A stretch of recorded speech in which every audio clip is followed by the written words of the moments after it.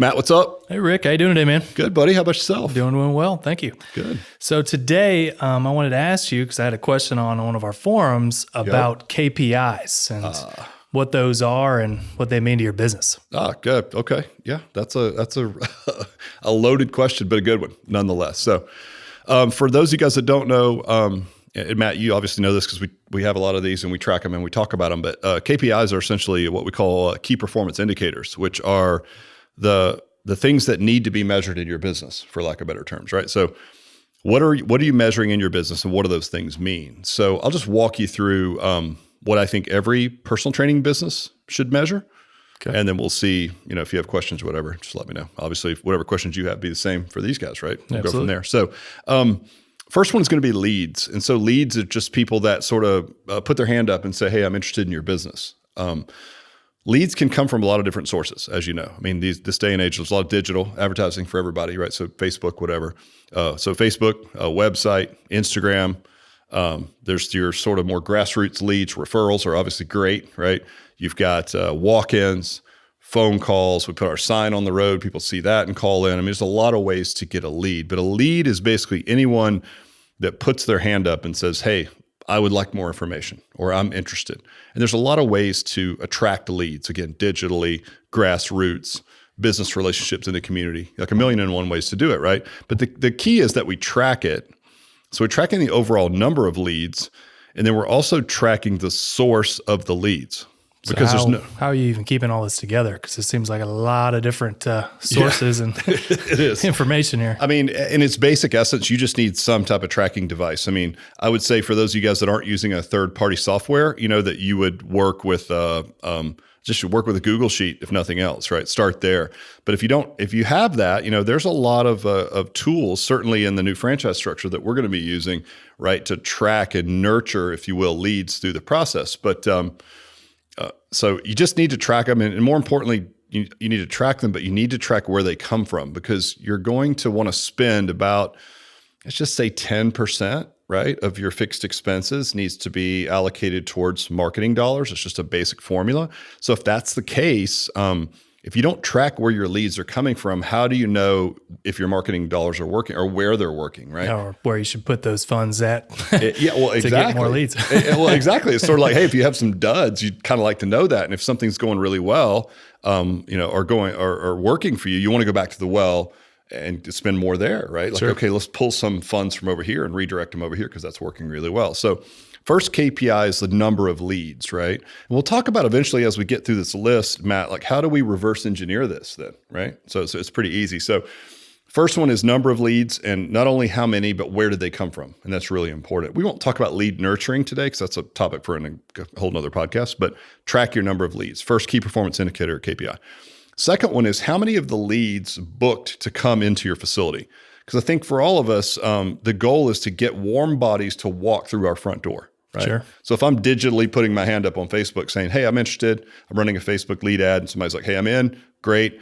My job is to get them to book to come and see me, right? And as you know, we start everything with what we call starting point session, which is really a kind of a differentiator for us in market, because we're not just saying, hey, come try a free workout. We're personal training, right? So we're saying, come sit down and let us find out about you, what your goals are, what your past injuries are, what your expectations are, so that we can make sure we apply things here correctly to you, right? So getting them booked is the first step. Now there's steps between a lead and a book, right? And so those can be outreach phone calls. You can do automation using tools like Calendly and things like that, right? Where people can book online. But in its basic essence, follow up with your leads via telephone and get them to book to come and see you, right? Sure. That's key. So that's another key performance indicator. So how many leads did you get, and how many of those leads do you get to book to come in and see you, right? Do you have any issues with those booked clients not showing up? Well, yeah, I mean, yeah, that's, Is that the next one? Great segue. Oh, I'm already on it, huh? I don't even need what if they don't show up? I'm like, that's a great question. But you know what? You're right. So leads, booked, and then booked to show, right? Because as you know, there's a number of people that certainly you catch them on a call, or they have the automated link and they're going to say like, yeah, I want to go.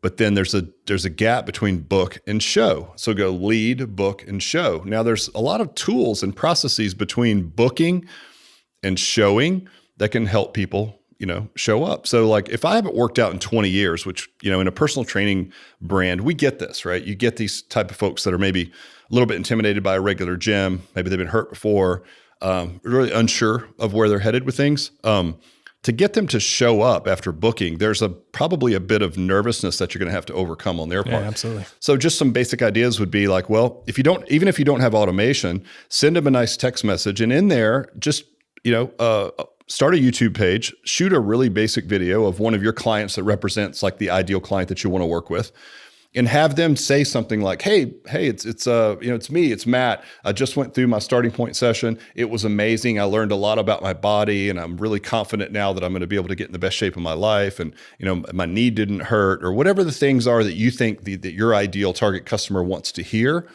to sort of bring down the anxiety for showing up for that first session. So basically you're giving them a preview of what's going to happen the first time in, right? Yeah, and a little video can go a long way. And obviously if you get into some of the softwares like we've talked about, whether it be Infusionsoft or, ClubOS or any of the other softwares that are out there, you can automate a lot of this, right? So you can just have this be tagged to go out once they book that starting point session.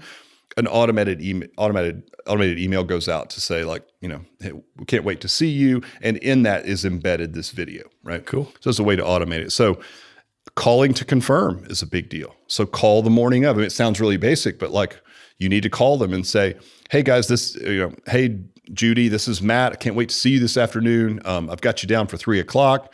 We talked about wearing comfortable wear, workout wear, whatever that may be. Can't wait to see you then. If anything comes up, please let me know because I've held this time just for you. Right? Cool. Something along those lines. So anything that you can do. What do you do with those clients that don't show? Do they go back into leads, or how does that work? Yeah, great question. So I think probably a topic for like different buckets of leads for the future.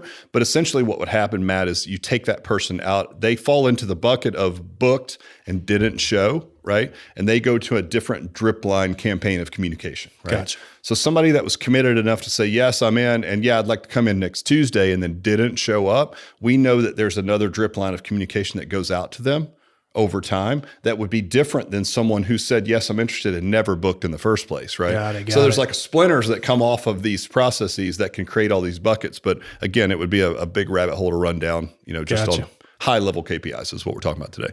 So leads to book to show, and then show to close, meaning they come into the gym and did we close them or not? So this would be a warm body that walked through the door. And did we either get them to buy our trial, whatever our hook was that they came in on. So obviously those change, right? So I think we've run a 28-day, we run a 7-day free, we run a come try free workout, just different things, right? So did we convert that person, the close rate? So if you run your processes right, from lead to book to show to close, if you're doing a really good job, you'll close about 20% of your overall leads. And I would say that's a really good job. So if you can get from someone saying, yes, I'm interested, whether it be digitally or a referral, and we're just taking averages, right? And you could get 20% to sign up, then you know how to reverse engineer your business. So you're like, well, I need another 100 clients to have an ideal business for me. Okay, good. Well, that means if I'm closing 20%, I'm running all my processes correctly, then I'm going to need 500 leads to get there, right? If you know then, and you should, what it costs per lead, right? So what is your cost per lead in your business? Something that you're going to want to track, right? Then you'll know what your budget needs to be. And if you run all your processes correctly, it's very simple math. It's like, well, I need 100 more customers. That's going to be 500 leads. That's going to cost me, $6,000 or 10 or 15 or 20, whatever your acquisition cost is going to be, right? And you just reverse engineer it. So that's all those go towards the front end. New member acquisition. A lot of people pay attention to that and they feel like that's the most important thing. And I would say early on that they're correct. If you're first opening a gym, those KPIs are key, right? Yeah. But the one that probably gets overlooked and underutilized or underdiscussed is retention, right?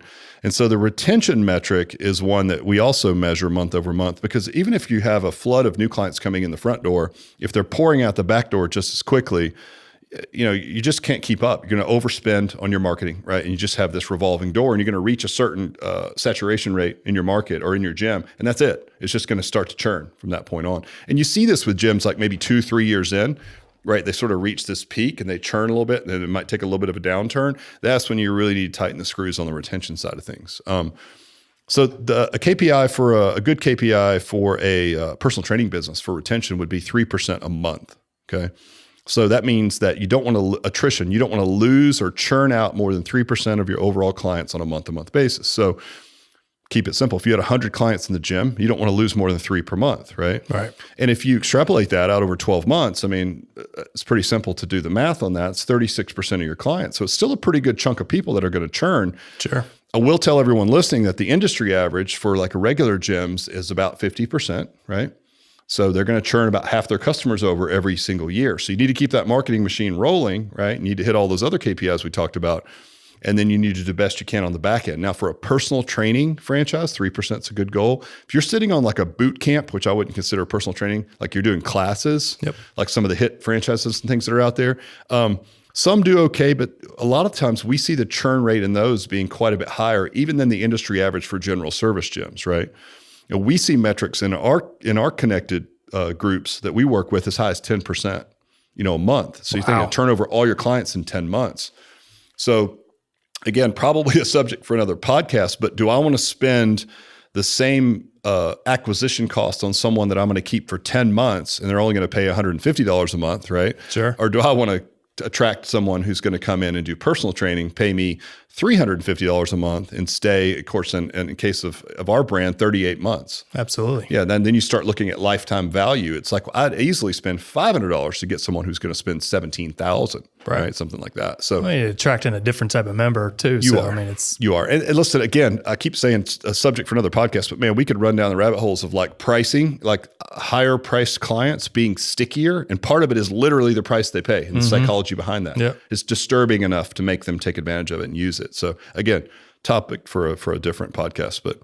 Well, so I love these KPIs and I mean, they seem great. How do you get the team to buy in and how do you manage that? Because that seems like a big obstacle. Yeah, it is. I mean, it really is. So before we do that, like let me mention one more. So there's probably one more KPI. So I know. It's like one more. Okay, so let's keep it simple, right? Leads, book, show, close, all in the sales end, and then retention. Got it. And we got all those numbers, right? 20% of all your leads all the way through that process. If you can close them into something, you're doing really well, right? You can reverse engineer what that's going to cost and how fast you can grow, right? Based on what you're willing to spend. And then on the back end, there's the retention. Plug the dike, right? Now, a lot of people want to follow, our lead. We were one of the first in the business to go from one-on-one personal training to small group training, right? Let's just keep it simple and say when we first went from one-on-one, we went to one coach to 4 clients, right? And that was our first move. Yep. Now, when we first did that, what was interesting was we immediately started measuring something that we called the efficiency rate of our sessions, right? And this is where I think a lot of people just don't think about this at all because we all, as entrepreneurs, we love our ideas and we like to plan the best case scenario.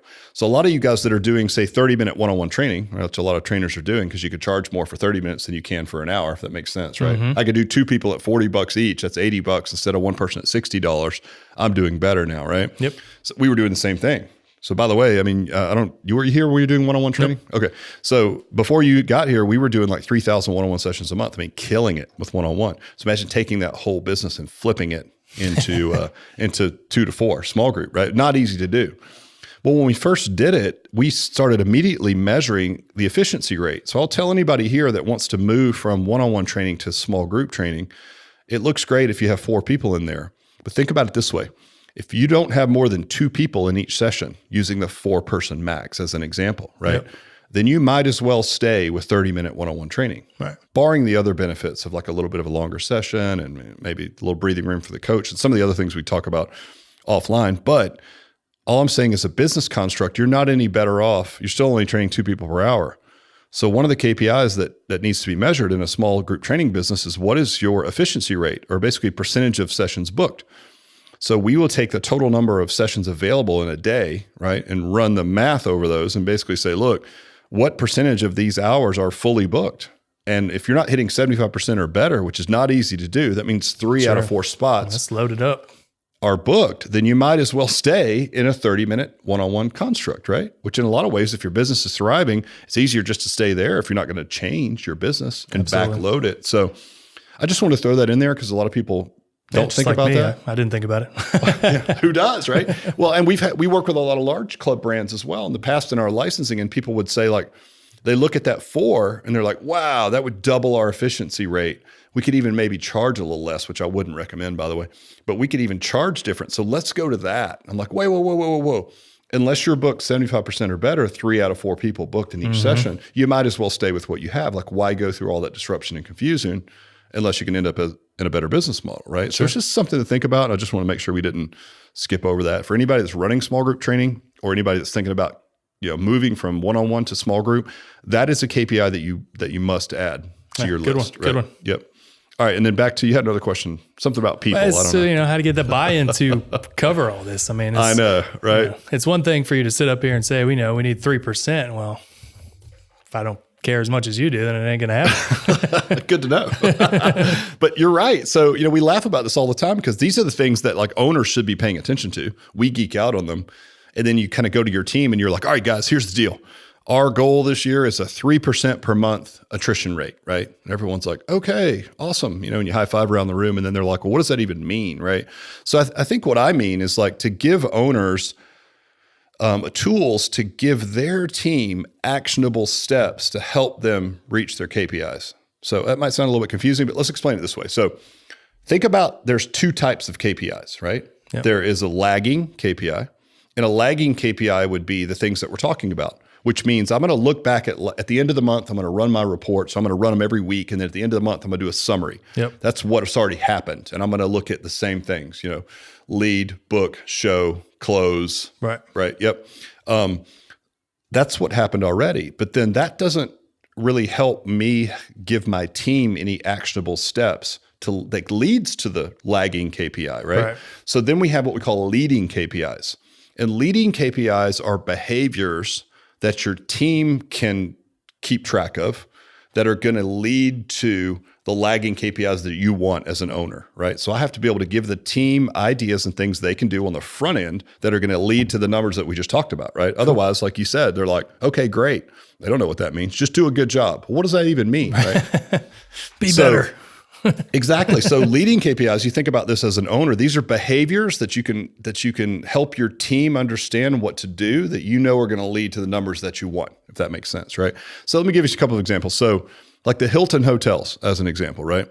So the Hilton hotels know that if a bathroom mirror in someone's hotel room is dirty, that more than anything else will lead to a negative customer experience and lead that guest to think that the whole room is disgusting, right? Yeah.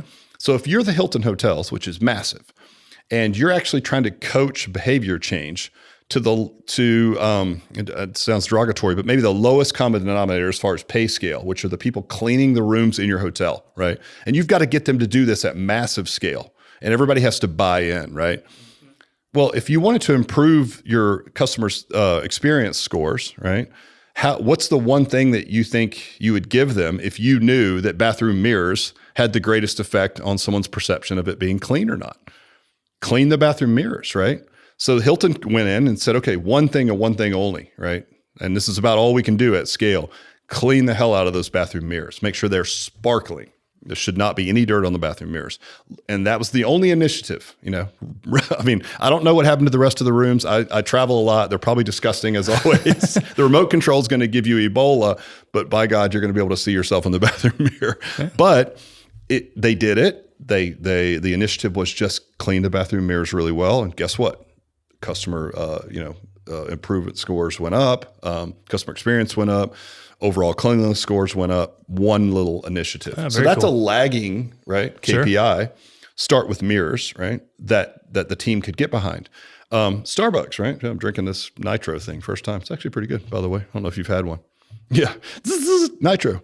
But Starbucks did the same thing. So Howard Schultz, as some of you guys may know that are listening, like he was Starbucks president, right? He left for a minute. And things kind of got sideways, and he came back. And so when he came back, it's like, hey, what's one of the initiatives that I can institute here that will help my team kind of get things culturally, get Starbucks back on track. Same thing. There's a store on every corner, right? How do you get the employees of each store to sort of come on board? Yeah. So what he did was very simple. It's like, all right, we're going to try to say hello, within so many seconds of people walking in. Something we talked about. Sounds familiar. Us. Yeah, exactly. Right. Why not borrow it? And then we're going to say goodbye or thank you as people are leaving. So hello when they come in, thank you when they leave. And he left it. And here's the important thing that I want everybody to understand. With leading KPIs, it has to be what we call a player's scoreboard. So in other words, if you construct the whole thing and say, here's how we're going to score it, here's what we're going to do, you're not going to get the buy-in that you want. Because remember, this is behavioral. So it means it takes a lot of buy-in, right? Mm-hmm. So he let each Starbucks, he came up with the ideas, right? Then he let each Starbucks store come up with their own scoring process. Like, how do you guys want to score it? And they were like, okay, here's what we'll do.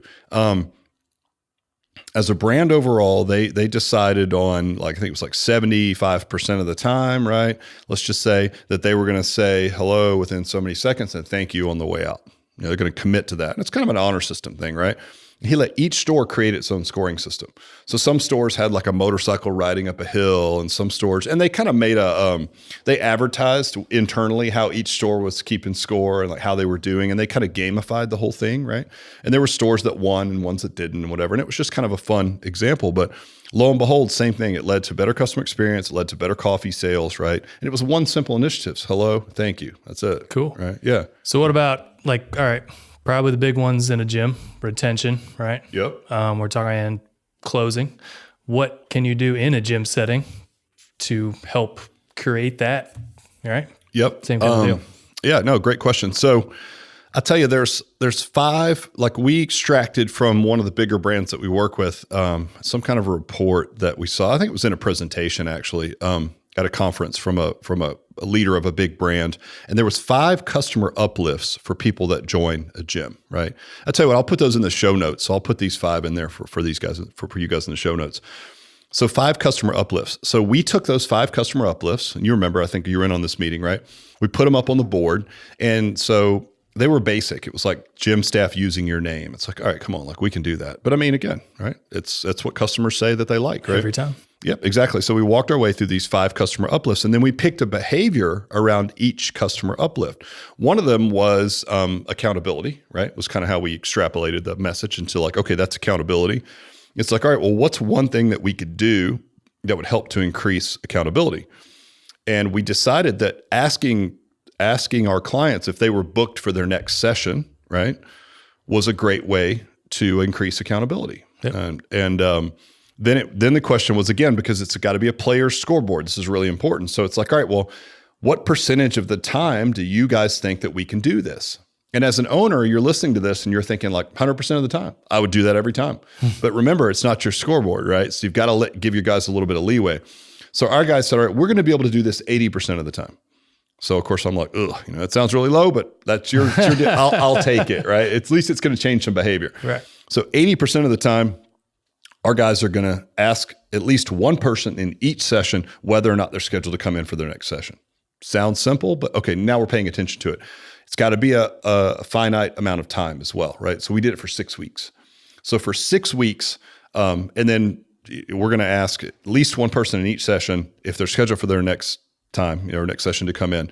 And we're going to do that 80% of the time. And then it's like, all right, well, you guys decide how you want to score it. So one guy on our team, it was just like, man, I'm all over it. Like, I'll figure out how to score it, right? It was Landon from our team. And he was like, dude, I'll figure out how to score this thing. It's like, all right, cool. And he came up with, there was a stack of quarters that sat next to a bowl, and it was the honor system, which it always is, right? So if you went back at the end of the day and you could recall that you had 6 hours of training in a row and you ask at least one person, right, you would take 6 quarters and drop them in the bucket. If it was 5 out of 6 hours, you drop 5. And at the end of each day, Landon would tally up the total number of hours available for training based on the scheduler.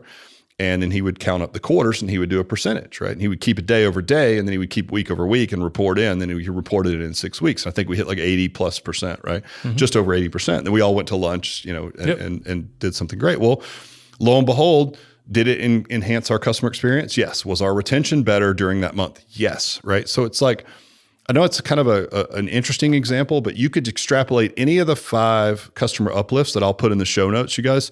You can take those and you can build a behavior or 1 or 2 behaviors around each one.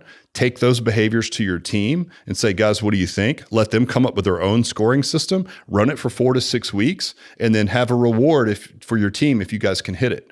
So those are the leading behaviors that would lead to the retention model that I want, right? So I'm trying to hit 3% retention. That doesn't mean anything to anyone. Nobody knows how to like execute on that, but everybody knows how to make sure that I ask everybody in each session, at least 80% of the time, if they're scheduled for the next session, right? So that's the difference again between a leading and a lagging KPI. Lagging is what I've talked about first. That's what we look at. Leading KPIs are behaviors that you can give your team that will help you as an owner get to where you want to be. That's good. Yeah, it's definitely going to help, and you won't be so, as probably most people are, very reactive. You know, they just go to their regular KPIs. They see a bunch of people are canceling, then they go after them instead of fixing the problem, making it a better customer experience, getting your team to buy in and running with it, right? Yeah, exactly. I mean, this is like a leading KPI means you're putting thought into behaviors before you have an issue, right? Like you want these KPIs. You're absolutely right, Matt. Like, typically what we hear is like, man, my retention sucked. What do I do? It's like, well, shit, now you're probably having, close the doors. No, I mean, it's not too late. You can culturally flip it, but you're not going to be able to regather those people. And you know, that's interesting. Like that's something that we maybe talked about in another podcast, but I think it's worth mentioning here as well, which is, the net promoter score, right? It's just another way to measure how happy people are in your business. And we talked about that. And you've got like, say a 1 through 7 would be, you know, obviously there's a scale, but like a 1 being the worst, up to 7 being the least worst, right? Of a detractor. Then you've got like a, you know, or that's through 6, and then 7, 8 would be on the fence, right? And then you got 9, 10, which are like promoters, right? And obviously everybody wants people at 9, 10. But what you just said is what most people do, which is they chase around the 1s, 2s, 3s. People are really unhappy that have already churned out or are about to, right? And they try to move them up that ladder from a 1 to like a 5. Or you're never going to take them from a 1, 2 to a 10 typically, right? Right. And that's a mistake. What you should be doing is building those leading behaviors that we talked about that take your 6, 7, 8 people up to 9, 10s, right? And you'll do that with these leading KPIs and behaviors. And that, as we know from data, will greatly outweigh trying to get your squeakiest wheels to move up the ladder a little bit. Those people spend a lot more money. They're going to stay a lot longer, pay longer, right? Just better people overall. So I think that circles back to what we're talking about. Yep. Like get your behaviors dialed in, let your team own it, give them a playbook that they can understand, let them make it fun and gamify it so that they're all behind it. You know, it's a team effort. You kind of guide it and direct it, but again, it's got to be a player scoreboard, right? And then get them on the path to these leading behaviors so that when you go at the end of the month and you pull your KPIs, sales, you know, is on you. Retention's really on your team, right? But it's your culture and your team, so you got to drive it somehow. Let me ask this: Do you show these numbers to your employees? Do they see any of these? Yeah, it depends. I mean, I don't think it's as critical. Like say in a personal training business structure, which is what we're talking about, obviously. I don't think the coaches necessarily need to know like how many, like our book and show rates, as an example. It's kind of like, okay. I mean, they might just be interested in kind of how it goes, but you know, we certainly in our overall, like how many new clients we brought on, right? So, hey, we started with 20 new clients. We brought 20 new clients on last month. We only turned out 6. So we're net 14. Good job. Right. I think the retention is the main one that you talk to the coaches about, because that's the one that I think they have the biggest effect on. And that's actually the one that the leading behaviors that we talked about mostly affect retention. Now, they can affect sales in the sense that if you're running a trial and you have someone in the gym that's trying your gym for 7 days or 30 days or whatever that may be, obviously those type of behaviors are going to lead to a better customer experience, which is going to lead to more sales on the back end of a trial. But I think as we're talking about it today, the coaches have a bigger effect on retention than anything else. Yeah, absolutely. That's it, man. That's what I would measure you guys. Again, leads, book, show, close, retention overall, and then get your staff on board by giving them these sort of, again, that lagging versus leading KPIs. Give them some leading KPIs. Let them create that player scoreboard, chase it, and see if you can't improve your numbers a little bit. Awesome. Good stuff. All right, bud.